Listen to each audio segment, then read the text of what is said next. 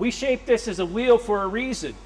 Time marches on, the season's marching on. You got to get crops planted, you got animals out on grazing, you're bringing them in the wintertime, so on and so forth. Time marches on, so it's a continuous process, all right? So even though your financial records might not be 100% the way you like them, you got to still make decisions and keep moving forward, okay? So we emphasize that in our process, and we want that to be a major take-home point for you, is keep moving forward, keep improving what you're doing, and keep being positive about the process, and you'll be okay, all right? Don't be overwhelmed and say, there's no way I can do that, and just give up because you've already determined your fate at that point. Be positive and keep marching on, and you'll be okay. Okay? Now, we're not going to cover the full process today, but the process itself has 3 different phases: strategic, tactical, and operational. And within those, there's a complete set of 10 steps. Determine your financial health, determine your risk preference, establish some goals, determine your risk sources, identify your alternatives, your decisions, the different options that you can choose, estimate the likelihoods of different things happening as best that you can, rank your management alternatives, implement the plans that you've put in place. So you made your decision, implement what you put in place, monitor what happens, and then replan for next year. Okay, just keep marching on, as I mentioned. Okay. So again, there's materials on each of these steps. There's tools for each of these steps on our website, okay? But today, at the time that we have available, we're just going to look at the strategic phase, okay?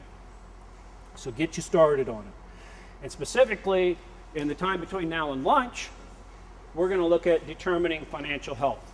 And then we'll look at the next 2 steps in there, determining your risk preferences and establishing some goals in our afternoon session. Okay, so step 1 is determining your financial health. Our objective is to be able to develop financial statements, and a lot of that is keeping good records and making sure you have those numbers to put in those financial statements. You want to make sure they measure performance, and then the part that we're really focused on today is you want to be able to evaluate your plans and how you're doing reaching your goals. Okay, so we're going to look at some statements. We're going to start talking about how risk might play into those statements. And are you meeting your goals? And are you exposing yourself to too much risk? Or perhaps you're not taking enough risk. Okay, there's more you could be doing. Considerations. First of all, don't skip this step. If your finances are incomplete or imperfect, I mentioned the wheel, keep moving forward. You keep trying to improve those records, but you don't just say, you know, I can't do anything about this and I give up. Okay? Keep moving forward and keep looking to improve those. Even if they're not perfect, you can still use them. It's an improvement.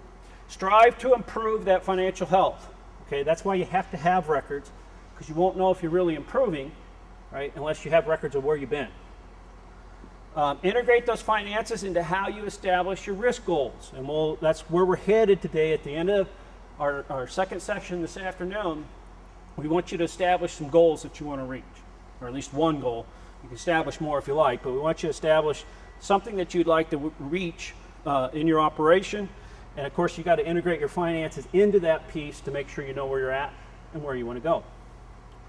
So as we look at this session, we want to gain an understanding of our business's financial position and performance analysis. So how to look at the business itself based off the statements that we have available. Okay? We want to look at that interaction and also the impact our family has on the business. We've already talked about that. Am I raising it for profit? Am I raising it for food? Okay, or what am I raising it for? We want to look at these statements, okay, and be able to interact our family situation with our actual agricultural operation, okay, and take that into account. And we also, of course, in this, we'll mention it here this morning, to get to it a little more this afternoon, but determine the types of risks that can affect business. So by nature of looking at the statements and how risk can enter into them, we'll talk about those types a little bit. Okay, so the well-being of the business is determined by financial analysis. We've already had a mention of, business planning. What are you trying to accomplish with your business? You need to have some financial analysis to know how those numbers work up. So determine how much risk you can take. It's another piece to consider. Are you relying on this as income to live off of?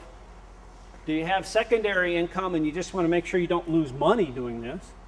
Okay? Or what is your situation? Okay? And everybody is unique on that. Some people are going to look at it, you know, you're going to be 180-degree opposites on it. So I can't give you one answer, okay? Because it all depends upon your situation. Monitor the 5 areas of financial health: your liquidity, your solvency, your repayment capacity, your profitability, and your financial efficiency. Okay, each of those is a little different.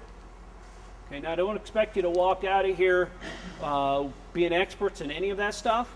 We want you to be comfortable with some of the terminology, and the best way for me to show you that is for us when we start to look at the financial statements and start talking about how those things interact. And I'll throw some examples out there for you that are common, what's the right word, misconceptions of how folks look at those. Okay, so then measuring the 4 financial statements. And we'll focus primarily on balance sheet, cash flow, and our income statements. A little bit on owner equity, okay? All right, what are some of your concerns? First of all, I think most all of us, our primary concern is our family, right? We want to make sure we have plenty of funds for our family to live comfortably. We're not overly stressed with the situation. We have food on the table, so on and so forth. Okay. Now, as we look at the operation itself, the agricultural operation, of course, we immediately start focus on what do I want to do? What do I want to grow? Do I want to grow lima beans? Do I want to raise sheep? You know, do I want to grow corn? What's the situation? What are my choices? Okay, and what do I want to do with that?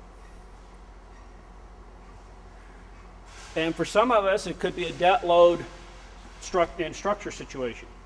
Okay, if I am going to get some livestock and I don't have livestock and I need to get a loan for that, I need to consider what can I afford to borrow and how's all this going to work in a business plan. Okay, if I need to buy some equipment for you know, my farming operation, I'm going to expand, and it makes sense to get a tractor, it makes sense to get some piece of equipment that I currently don't have, and I need to borrow money, I need to take that into consideration. Okay, which gets right into the expansion plans and the capabilities of your ability to expand and actually run your operation. And then the dependencies. Now, in our neck of the woods with traditional production ag, of course, government payments play a huge role in that.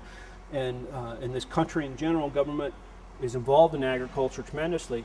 But more and more over the years, off-farm income is a big issue.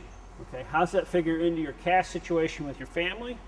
What's the timing of that income if it's not consistent month to month?